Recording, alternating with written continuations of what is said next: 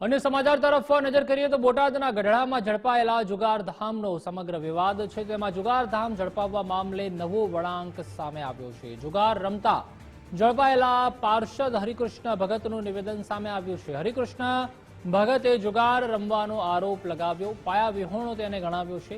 હું દેવ પક્ષમાં જ છું અને હરિજીવનદાસજી સ્વામી સાથે છું। હું દરબારગઢમાં કામ કરતો તે બધા જાણે છે।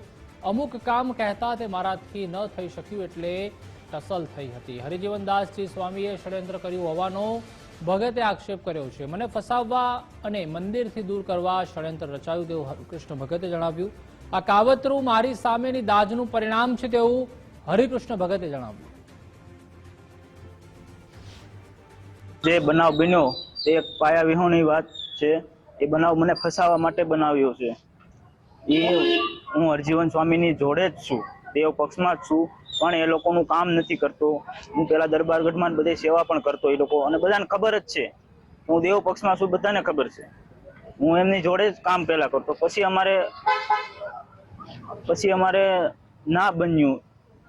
અમુક કામ એ લોકો કહેતા એ મારાથી નતા થતા, એટલે પછી અમારે આમ ટસલ થઈ, બોલાચાલી થઈ, પછી અમે ઓછું કરી નાખ્યું। એટલે એ લોકો એ દાજ રાખી મારી ઉપર, અને આ બધું મારી ઉપર કાવતરું કર્યું છે।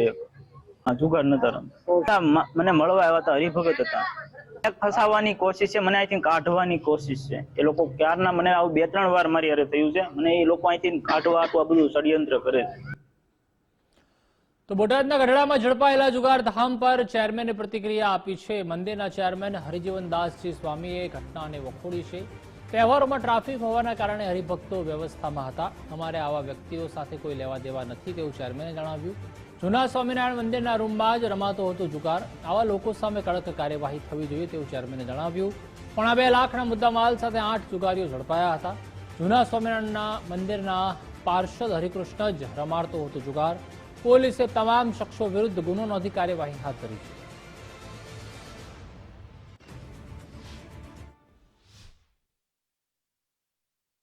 અમારી જાણ બહાર તહેવારના દિવસો, ટ્રાફિકના દિવસો, હજારો લાખો યાત્રાળુઓ આવતા જતા હોય, એ બધાની સરભરા વ્યવસ્થામાં અમે હોઈએ, જેનો લાભ લઈ અને આ ઈસમે પોતાના આવાસમાં બારણું બંધ કરીને આ રીતનો જુગાર કરતા હતા। પોલીસની રેડમાં બધું બહાર આવ્યું। પોલીસ સખત કાર્યવાહી કરે, મંદિર પણ આની સામે સંસ્થાકીય પગલાં લેશે। તો બોટાદના ગઢડામાં ઝડપાયેલા જુગારધામનો વિવાદ વકર્યો છે, જેમાં જુગારધામ પકડાવવાના મામલે દેવપક્ષ અને આચાર્ય પક્ષ સામે આવી ગયા છે। દેવપક્ષ અને આચાર્ય પક્ષના આક્ષેપ પ્રતિ આક્ષેપો શરૂ થઈ ગયા છે। આચાર્ય પક્ષના એસપી સ્વામીએ દેવ પક્ષને ચેલેન્જ આપી છે। 3 દિવસની અંદર ગઢડા મંદિર ચોકમાં ડિબેટની ચેલેન્જ આપી અને કહ્યું કે કોણ સાચું છે અને કોણ ખોટું છે, જાહેરમાં તેની ચર્ચા કરવામાં આવે। મંદિરના ચેરમેને આચાર્ય પક્ષના એસપી સ્વામી પર આક્ષેપ કર્યા હતા।